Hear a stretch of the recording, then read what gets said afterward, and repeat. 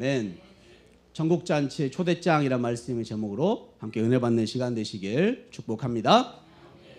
우리가 세상을 살다 보면 아무나 들어갈 수 없는 특별한 자리들이 있습니다.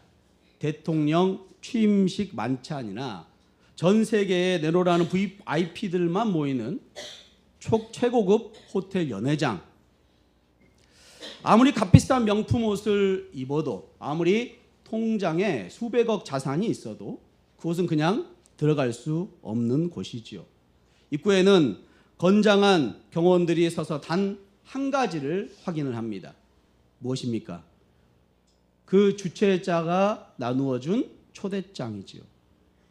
초대장에 이름이 적혀 있지 않으면 그 세상에서 아무리 위대한 권력을 가진 사람이라 할지라도 결코 그 문턱을 넘어갈 수가 없습니다. 오늘 우리가 읽고 나누려고 하는 누가복음 14장의 말씀, 세상 어떤 VIP 연회장과도 비교할 수 없는 가장 영광스러운 자리, 바로 천국 잔치에 대한 이야기입니다. 그런데 오늘 예수님이 들려주시는 이 천국 잔치의 풍경은 우리의 예상과는 사뭇 다릅니다. 초대장을 받은 사람들이 일제히 그 초대를 거절하고 오히려 자격 없는 자들이 그 자리를 채우는 기막힌 반전이 일어나고 있는 것이죠. 오늘 이 아침에 우리는 이 비유를 통해 우리의 내면에 숨겨진 위선을 직면하게 될 것입니다. 그리고 동시에 우리의 핑계조차 덮어버리시는 하나님 놀라운 은혜를 경험하게 될 줄로 믿습니다.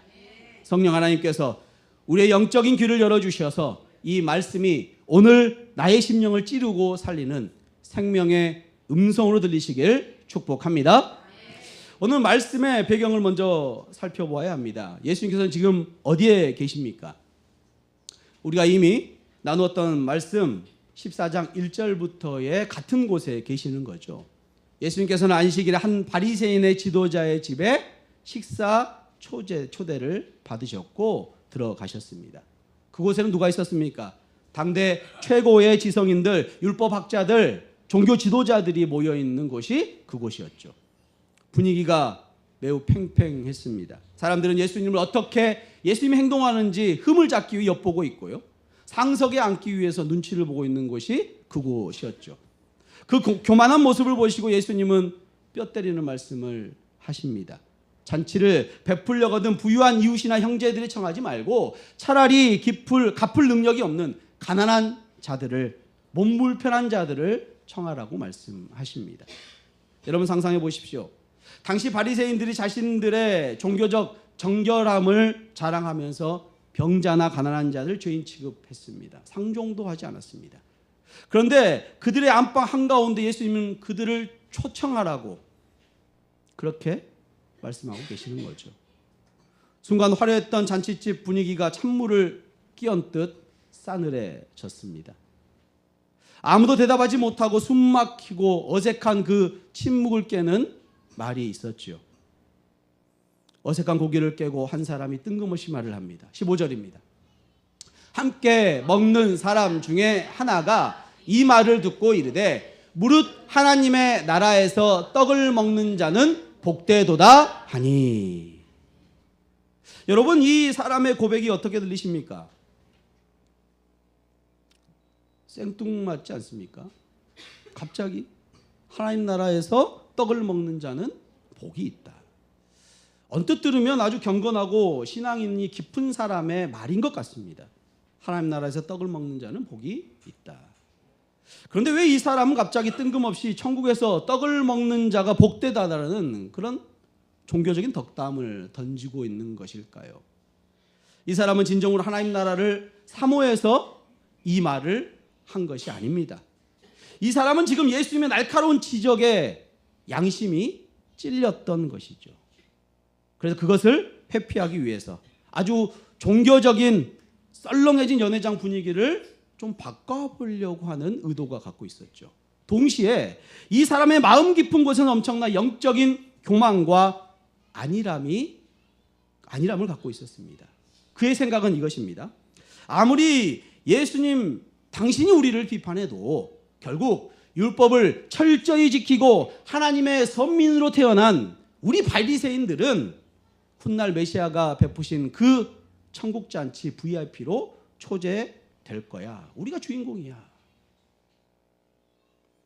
그는 자신이 당연히 그 천국잔치의 중심에 앉아서 떡을 먹을 자격이 있다고 100% 확신하면서 이 말을 꺼내고 있는 것이죠. 예수님은 바로 그 자리에서 그 헛된 확신과 착각을 깨부시기 위해 큰 잔치 비유를 말씀하십니다. 16절입니다. 이르시되 어떤 사람이 큰 잔치를 베풀고 많은 사람을 청하였더니, 여기서 어떤 사람은 바로 하나님을 의미하고요, 큰 잔치는 하나님 나라의 천국 잔치를 의미합니다. 주인은 대충 잔치를 준비한 것이 아닙니다. 최고의 잔치를, 연회를 베풀고 많은 사람들을 초대를 하지요. 17절입니다. 잔치할 시각에 그 청하였던 자들에게 종을 보내어 이르되 오소서 모든 것이 준비되었나이다 하매. 세번역 성경을 한번 보겠습니다. 잔치 시간이 되어 그는 자기 종을 보내서 준비가 다 되었으니 오십시오 하고 초대받은 사람들에게 말하게 하였다. 잔치 때가 되어서 주인은 종들을 보내어서 오기를 청한 것이지요. 우리는 이 장면을 읽을 때 잔치 당일에 종이 나가서 사람들을 불렀구나라고 생각하기 쉽습니다. 하지만 그 당시의 문화를 보면 전혀 그렇지 않습니다. 당시 고대 근동의 문화는 큰 잔치를 열 때 반드시 2번의 초청을 했습니다.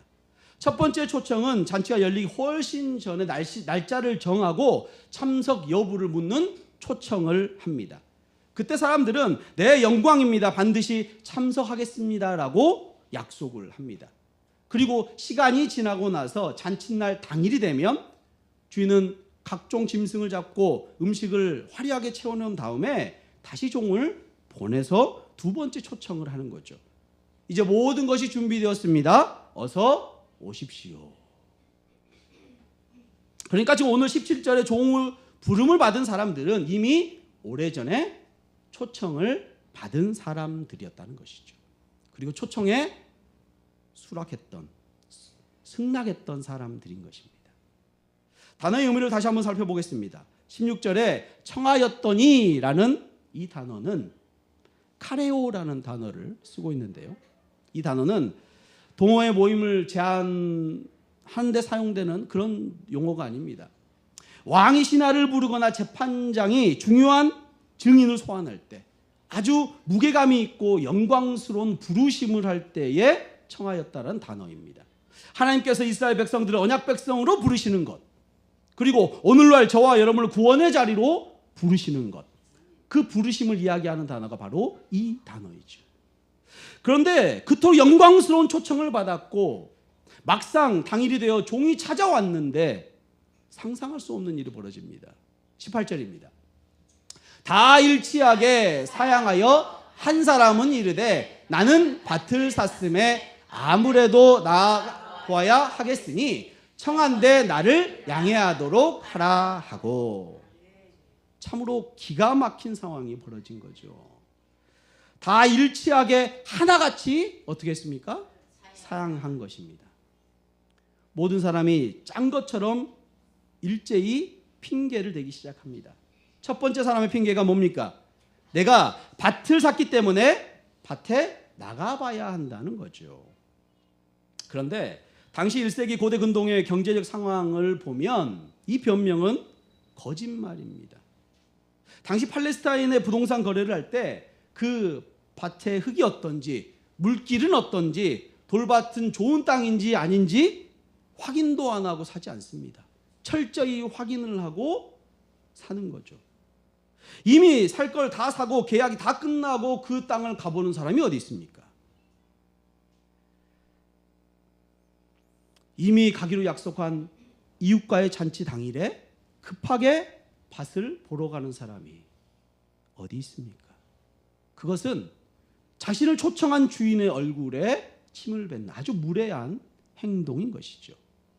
그는 지금 주인의 잔치보다 자기가 최근에 획득한 부동산 자산, 그것이 주는 성취감에 완전히 도취되어서 주인을 모욕하고 있는 거죠.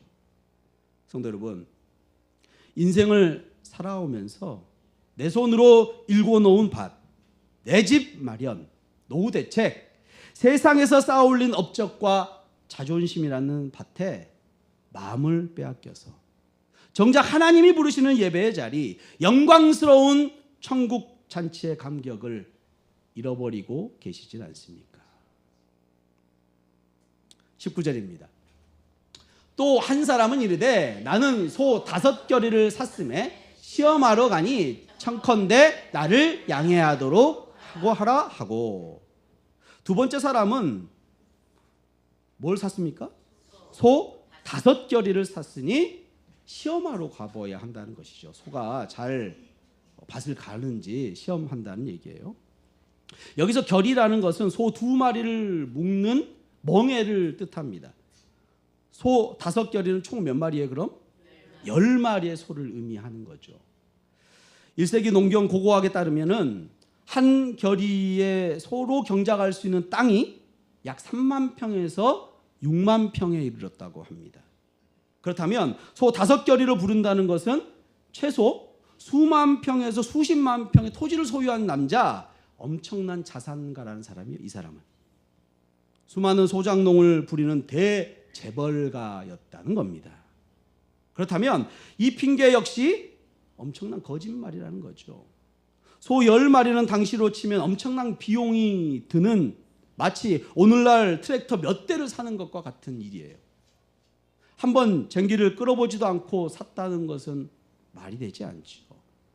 이 사람은 지금 자신의 확장되는 사업에, 그리고 커리어, 세상 비즈니스가 너무나 재미있어서 주인의 초대를 귀찮게 여기고 있는 겁니다.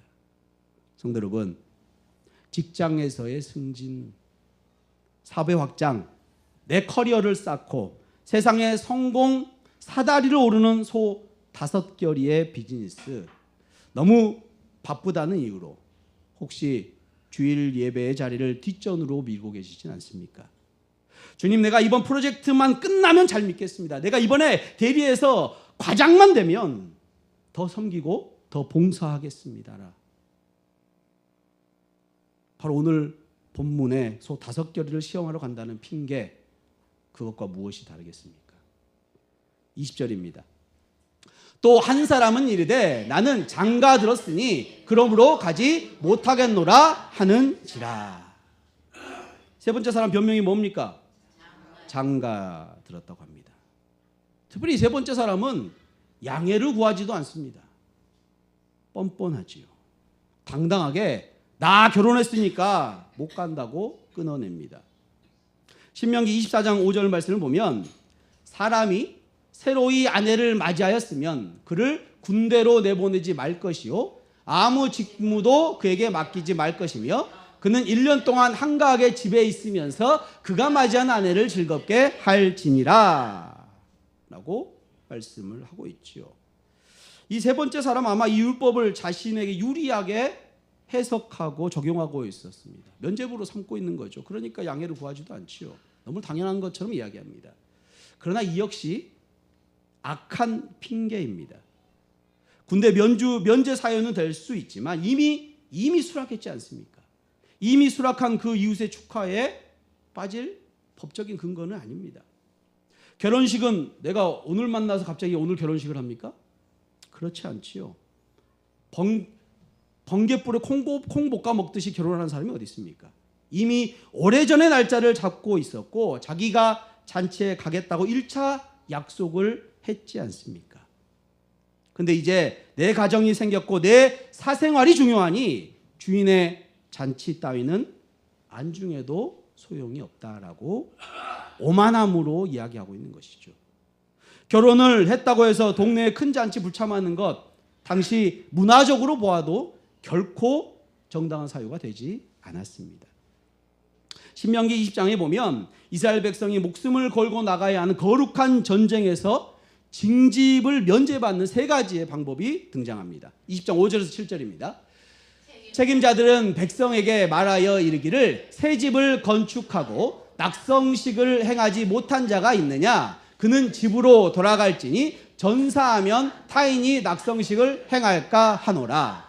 포도원을 만들고 그 과실을 먹지 못하는 자가 있느냐? 그는 집으로 돌아갈지니 전사하면 타인이 그 과실을 먹을까 하노라.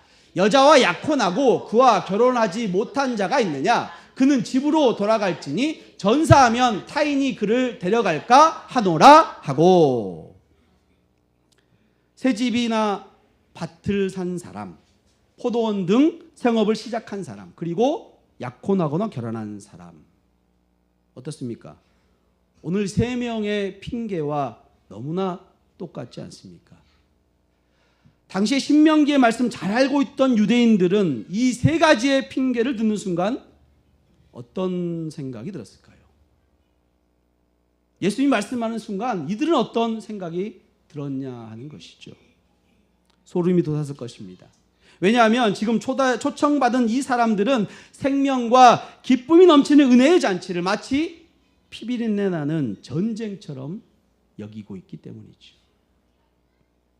무엇보다 18절에서는 이 세 사람의 평가는 하나였지요.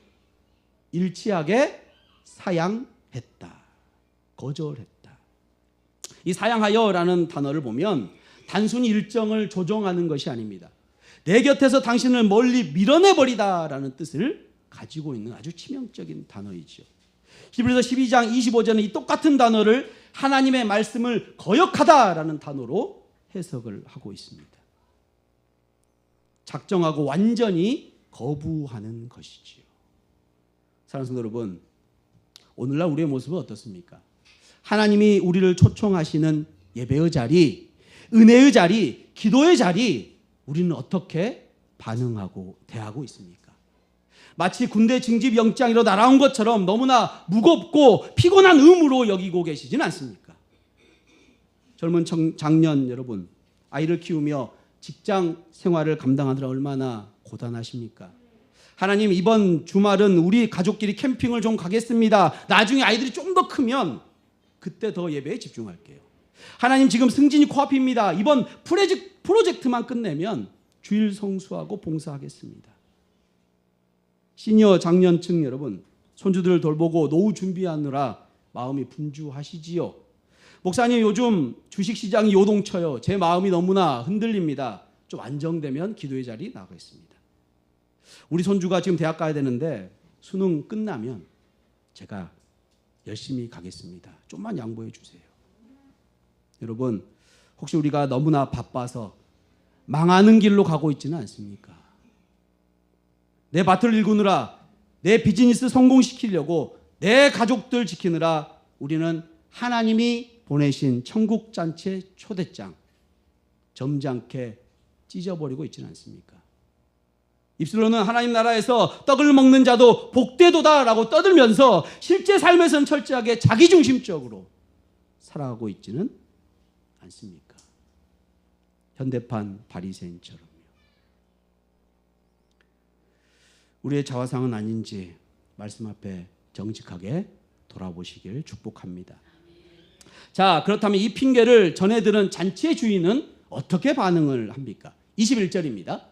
종이 돌아와 주인에게 그대로 고하니 이에 집주인이 노하여 그 종에게 이르되 빨리 시내의 거리와 골목으로 나가서 가난한 자들과 몸 불편한 자들과 맹인들과 저는 자들을 데려오라 하니라.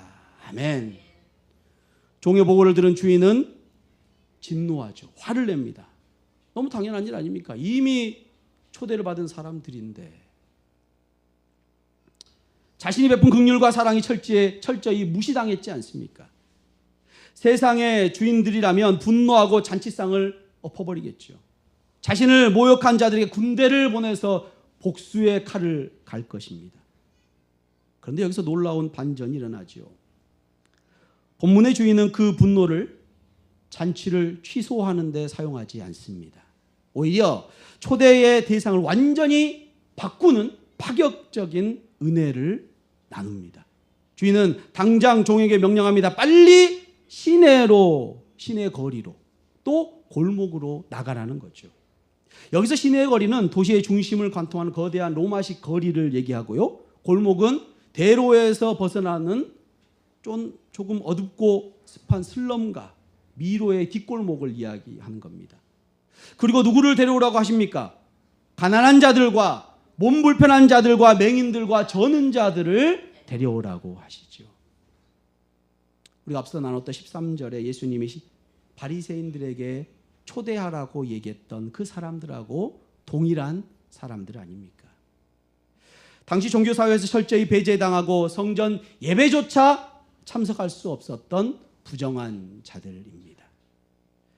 자격 있는 자들이 거절한 그 빈자리가 역설적으로 전혀 자격 없는 자들을 위한 은혜의 식탁으로 바뀌는 위대한 반전이 일어난 것입니다. 그런데 종이 주인의 명령대로 시내 거리와 골목을 샅샅이 뒤져서 사람을 데려왔는데도 여전히 잔칫집에 자리가 비어 있었습니다. 22절입니다. 종이 이르되 주인이여 명하신 대로 하였으되 아직도 자리가 있나이다. 하인들이 나가서 동네의 모든 빈민과 장인들을 다 모셔왔습니다. 주인은 잔치 자리가 워낙 거대해서 아직도 그러나 잔치 자리가 남아있는 것이죠. 주인은 단 하나의 빈자리도 남겨두지 않기를 원하는 거죠. 그래서 더욱더 파격적인 명령을 내립니다. 23절입니다. 주인이 종에게 이르되 길과 산울타리 가로 나가서 사람을 강권하여 데려다가 내 집을 채우라. 아멘. 주인은 종에게 길과 산울타리가로 가라고 명령을 합니다. 길은 도시와 도시를 연결하는 외곽에 있는 길을 의미하죠. 그리고 산울타리는 성 밖에 야생동물이나 도둑들을 막기 위해서 만들어 놓은 가시덤불의 경계선을 의미합니다. 이 길과 이 산울타리는 성벽 안에 시내와 거리의 골목과 아주 다른 성 밖의 공간인 것이죠. 그곳에서는 누가 삽니까? 성 밖의 공간은 정처 없이 떠도는 나그네들, 부정한 뭉둥병자들, 유대인들이 그렇게 싫어하는 이방인들이 숨어서 지내는 비참한 곳이 바로 성 밖의 그곳이지요. 유대교의 정결법이 규정해 놓은 종교적인 마지노선이었던 그곳도, 성 안의 그곳도 넘어서는 성 밖에,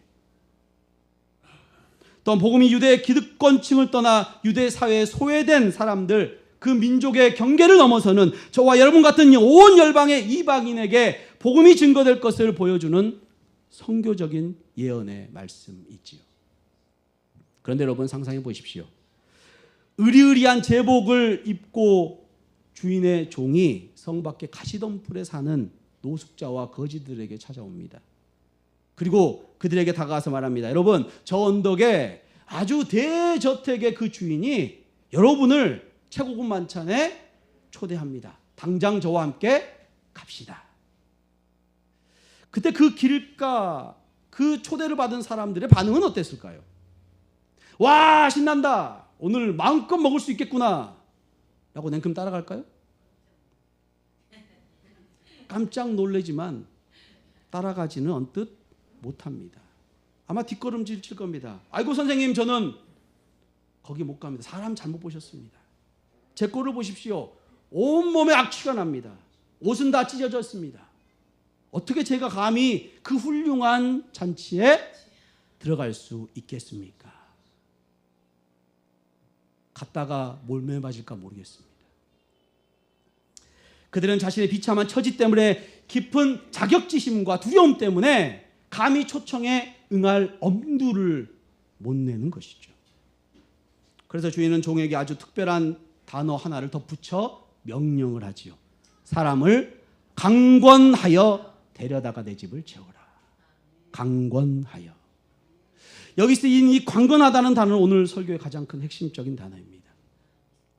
이 단어는 단순히 부드럽게 권유하는 것을 의미하는 것이 아닙니다. 억지로라도 강력한 물리적, 정신적인 압박을 가해서라도 반드시 해내라라는 단어. 강권하여 권유하라는 단어. 그렇다고 이 말이 채찍과 몽둥이를 들고 사람을 폭력적으로 끌고 오란 말이 아닙니다. 자신의 자격이 없다고 내 꼬라지를 보면서 뒷걸음치고 도망치려 하는 그 사람의 팔을 잡고 놓아주지 않고 끝까지 강권하라는 얘기죠.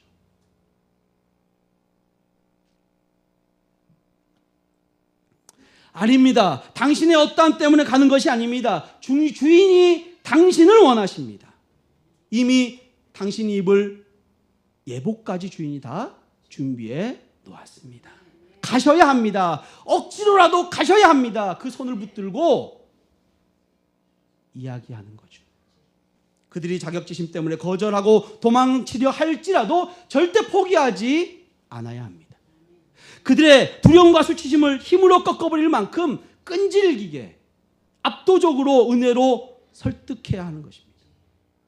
진짜 당신을 위해 잔치가 맞습니다. 그러니 꼭 함께 갑시다. 이 강권함은 폭력이 아닙니다. 죄인의 완악함을 덮고 두려움을 덮고도 남으실 죄악으로 굳어버린 인간의 마음을 뚫고 들어오는 주인 되신 하나님의 고집스러운 그 사랑, 하나님의 열심, 하나님의 불가항력적인 은혜, 그 표현이 강권하다라는 이 단어 안에 내포된 의미이지요. 어느 교회 수십 년 동안 남편의 구원을 위해 기도한 한 권사님이 계셨습니다. 그 남편은 세상적으로 성공한 남편이었어요. 큰 사업을 하는 남편이었습니다. 하지만 철저한 무신론자였습니다. 아내를 또 핍박하기도 했죠. 내가 믿는 신이 밥 먹여주냐 떡을 주냐, 내 주먹을 믿어라 큰 소리치는 그런 권사, 그런 남편이었어요. 그러다 보니 갑자기 남편이 사업이 쫄딱 망하게 됐습니다. 거기다가 설상가상으로 가난 말기 판정까지 받게 된 거죠.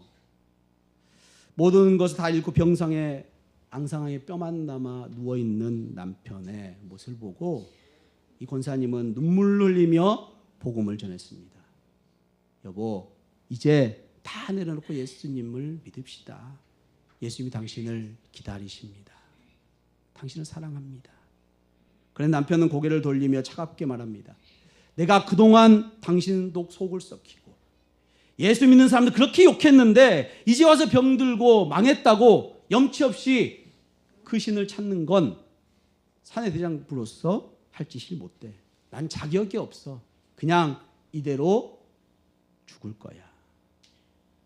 이 남편의 마음이 이해가 되십니까? 너무나 미안해서 자신의 죄가 너무나 커서 하나님의 잔치에 갈 수 없다는 것이죠. 산 울타리 가에서 뒷걸음질 치는 사람의 마음이 바로 이 남편의 마음인 것이죠. 그때 이 권사님 남편의 마른 손을 꽉 붙잡고 통곡하며 소리칩니다. 여보, 당신 자격으로는 천국에 가지 못해. 당신이 착해서 간 것도 아니야. 예수님이 당신의 죄 때문에 피 흘려 죽으셨기 때문에 갈 수 있는 거야. 염치 없어도 괜찮아. 주님의 그 손 붙들기만 하면 돼. 결국 아내의 그 포기하지 않는 강건함으로 그 피 끓는 사랑으로 이 남편은 예수님을 영접하게 되었습니다. 그리고 며칠 후 너무나 평안한 모습으로 하나님 곁으로 갔습니다. 성도 여러분, 이 권사님의 강건함이 바로 오늘 본문의 주인이 보여주는 마음입니다. 그리고 이 강건하심은 남은 이야기가 아니라 바로 오늘 이 자리에 앉아 계신 저와 여러분의 이야기 아닙니까? 우리가 어떻게 이 영광스러운 주일날 주 앞에 예배를 드리고 있습니까? 우리가 태어날 때부터 거룩해서 스스로 성경책 들고 교회에 걸어온 사람이 누가 있습니까? 혹시 여러분을 누가 인도했는지 기억하고 계십니까? 우리 중 누군가는 주일학교 선생님의 귀찮을 정도로 찾아오는 그 신방 때문에 억지로 끌려 나왔습니다. 우리 중 누군가는 믿는 아내의 잔소리와 눈물의 기도를 못 이겨서 끌려 나왔습니다. 우리 중 누군가는 세상에서 사업이 망하고 질병에 걸리고 철저히 바닥을 치고 나서야 벼랑 끝에서 몰아넣으신 하나님의 강력한 강건하심, 거기에 항복하고 두 손 들고 나와 있는 것이죠. 우리의 얄팍한 핑계보다 하나님의 사랑이 더 맹렬했기 때문입니다. 우리가 오늘 이 잔치 자리에 앉아 있게 된 줄로 믿습니다. 24절입니다. 내가 너희에게 말하노니 전에 청하였던 그 사람들은 하나도 내 잔치를 맛보지 못하리라 하였다 하시니라. 아멘. 예수님 모여있는 무리를 향해 이렇게 서늘한 선언을 하시죠. 전에 청하했던 그 사람도 하나도 내 잔치를 맛보지 못하리라. 결국 주인의 초대장을 가볍게 여기고 세상 우상을 쫓아갔던 그 엘리트들은 단 한 명도 그 잔치를 맛보지 못하는 영원한 버려진 심판대에 서게 된다는 것입니다. 처음 된 자가 나중되고 나중된 자가 처음 되는 영적인 대반전이 일어나게 되는 것입니다. 성도 여러분, 서론에서 말씀드렸던 최고급 잔치에 반드시 초대장이 있어야 한다고 말씀드렸습니다. 그렇다면 길가와 산울타리를 전전하던 우리를 위해 하나님이 준비하신 그 확실한 영원한 초대장은 무엇입니까? 주인의 초청을 거절했던 유대인들 성벽 안과 밖의 경계를 만들어 병든 자, 맹인, 절름발이들 하나님 나라에 들어올 수 없도록 선을 만들었죠. 그러나 위대한 잔치 주인이신 하나님은 당신의 하나뿐인 아들 예수 그리스도를 화려한 궁전이 아니라 이 땅의 산울타리 그 끝으로 내려보내셨습니다. 그리고 놀라운 일이 벌어지죠. 히브리서 13장 12절입니다. 그러므로 예수도 자기 피로써 백성을 거룩하게 하려고 성문 밖에서 고난을 받으셨느니라. 아멘. 잔치의 주인이신 예수님께서 저와 여러분의 식탁에 상석에 앉히기 위해서 친히 성문 밖으로 걸어가셨습니다. 가장 거룩하신 분이 철저히 부정한 자리를 취급을 받으시고 골고다의 그 성문 밖에 가시덤불 십자가에 못 박히셨습니다. 사람들의 조롱과 채찍을 맞으시며 하나님 아버지조차 철저하게 거절당하셨죠. 나의 하나님 어찌하여 나를 버리셨나이까. 이 철저한 절규는 잔치에서 쫓겨난 자들의 비명이지요. 예수님, 왜 십자가에서 이렇게 철저하게 내쳐지셔야 했습니까? 성박 산울타리에 버려졌던 영적 노숙자인 저와 여러분을 하나님의 화려한 잔치의 테이블에 앉히기 위해서가 아닙니까? 예수님께서 자신의 몸을 찢겨 흘리신 그 보혈이 우리가 천국 잔치 문을 통과할 수 있는 유일한 피 묻은 초대장이 되어 주셨습니다. 그렇다면 그 초대장을 받은 우리는 그 십자가를 생각하며 그 십자가를 생각만 하면 가슴이 뛰어야 되는 거 아닙니까? 나 같은 쓰레기, 나 같은 죄인을 살리기 위해 하나님 아들을 대신 찢기셨다는 이 사실이 어떻게 우리 머리로만 기억이 될 수 있습니까? 성도 여러분, 이 피 묻은 십자가의 초대장을 지금 여러분의 가슴에 잘 간직하고 계십니까? 아니면 초대를 거절한 사람들처럼 재산을 불리고 좋은 차를 사고 아파트 평수를 늘리는 일에 취해서 그 영광스러운 십자가의 은혜를 버리고 있지는 않습니까? 우리가 삶의 핑계로 예배를 소홀히 하고 하나님을 멀리할 때 그것은 단순히 게을러진 것이 아닙니다. 예수님이 십자가에서 나를 위해 치르신 그 엄청난 희생의 초대장을 가볍게 여기고 모욕하고 모욕하는 무서운 죄를 지고 있다는 사실 기억하시길 바랍니다. 사랑하는 성도 여러분, 하나님의 불가항력적인 은혜, 십자가의 강권하심으로 거저 구원받은 우리는 이제 어떻게 살아가야겠습니까? 우리는 지금 내 손에 쥐어진 그 십자가 예수라는 천국의 초대장, 그 절대적인 가치를 여전히 기억하며 그 감격에 살아야 할 줄로 믿습니다. 세상에 눈을 올렸던 그 눈을 십자가를 지신 그 주님께 시선을 고정하십시오. 십자가만 생각하면 내 마음의 뭉클함, 어찌하여 버려질 수밖에 없는 나를 위해서 성 밖에 주님 오셨습니까? 그 주님을 바라보십시오. 그리고 이제 우리는 흘러넘치는 이 강권적인 은혜를 입은 자로서 하나님의 시선이 머무는 성 밖의 영혼들을 바라보시길 바랍니다. 주님은 지금도 주님의 집을 빽빽히 채워주기를 원하십니다. 그리고 종들을 세상 밖으로 보내십니다. 오늘날 우리 주변을 돌아보십시오. 우리 가문 속에 내 직장 동료 중에 내 사랑하는 자녀와 손주들 중에 여전히 자격지심과 세상의 상처와 두려움 때문에 성 밖 길과 산울타리가에서 방황하면서 주님께 나오기를 주저하는 영혼들이 얼마나 많습니까? 그들을 향해 우리는 어떻게 하겠습니까? 한 번, 두 번 복음 전하는 것, 그거 조금 안 들으니 포기해야 합니까? 아닙니다. 주님은 오늘 우리에게 명령하십니다. 강건하여 데려다가 내 집을 채우라. 그들이 거절하고 귀찮아하더라도 그들의 영혼을 향한 지속적인 관심과 사랑을 포기하지 마시기 바랍니다. 그들의 거절 뒤에 숨겨진 영적인 목마름, 두려움을 영 안으로 바라보고 눈물로 그들의 이름을 부르짖으며 기도하십시오. 삶으로 그리스도의 사랑을 전하십시오. 강권적으로 그들을 주의 잔치의 자리에 인도하십시오. 성도 여러분, 내가 말을 잘해서 영혼을 구원하는 것이 아닙니다. 포기하지 않고 그들의 손을 붙잡고 주님의 사랑, 나를 살렸던 그 강권의 사랑에 마음으로 전달할 때 성령께서 역사하십니다. 하나님이 우리에게 바라보시고 맡기신 그 한 영혼을 향해 주님의 포기하지 않는 주님의 사랑으로 붙드시길 축복합니다. 우리 영원한 천국 초대장이 되어주신 예수 그리스도의 사랑을 붙들고 강권하여 전하기로 결단하는 주님의 의대의 성도님들 되시길 주님의 이름으로 축원합니다. 아멘.